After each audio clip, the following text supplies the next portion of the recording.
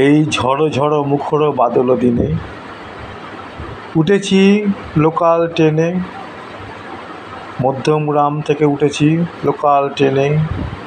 Train ছুটে চলেছে, কিন্তু অঝোর ধারায় বৃষ্টি হচ্ছে।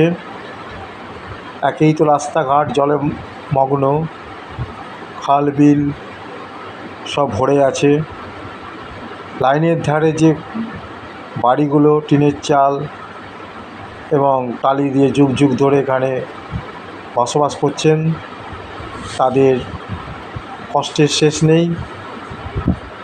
তবুও এনারা এখানে আছেন। দূরের ফ্ল্যাটের থেকে দেখা যাচ্ছে ট্রেন যাচ্ছে, কিন্তু এদের কষ্টর এ বর্ষার শেষ নেই।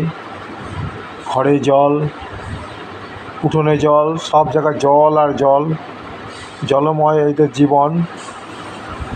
এই জলেই এরা কষ্ট পায় প্রতি বছর বর্ষায়, ভেসে চলে, ভেসে যায় এদের জীবন। তবুও কঠিন লড়াই করে এরা বেঁচে আছে।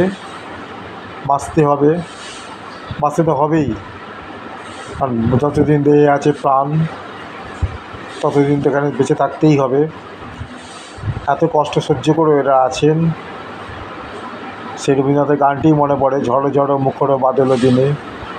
যায় বর্ষা আসে বর্ষা যায়, রাস্তাঘাট ভেসে যায়, তবু এরা ভেসে যাওয়ার মধ্যেও আঁকড়ে ধরে থাকে সংসার জীবন। এভাবেই এরা বেঁচে আছেন, এভাবেই এরা বেঁচে থাকবেন।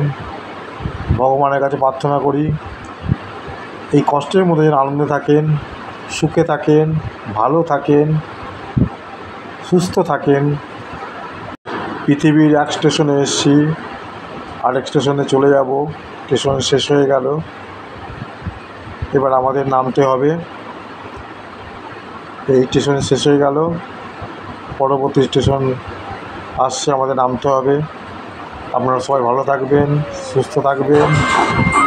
পারলে চ্যানেলটাকে সাবস্ক্রাইব করবেন। সাবস্ক্রাইব করলে আপনাদের সাবস্ক্রাইব আমার এই চ্যানেলকে এগিয়ে যেতে সাহায্য করবে। আসুন সবুজের সেই সমারোহ দেখতে দেখতে ভিডিওটা শেষ করছি। ট্রেন এগিয়ে চলেছে নির্দিষ্ট গন্তব্যের পথে। দূরের বাড়িগুলো পিছিয়ে যাচ্ছে, গাছপালা পিছিয়ে যাচ্ছে। এখানে চলে গেল বিশরপাড়া কোদালিয়া স্টেশন। ট্রেন ঢুকে বিরাটির দিকে। তো দূরের বাড়ি, চাল, টিনের চাল দেওয়া বাড়ি, টালির চাল দেওয়া বাড়ির শেষ নেই। এইভাবে আমরা এগিয়ে চলেছি আমাদের গন্তব্যের পথে। ভালো থাকুন, সুস্থ থাকুন, ধন্যবাদ।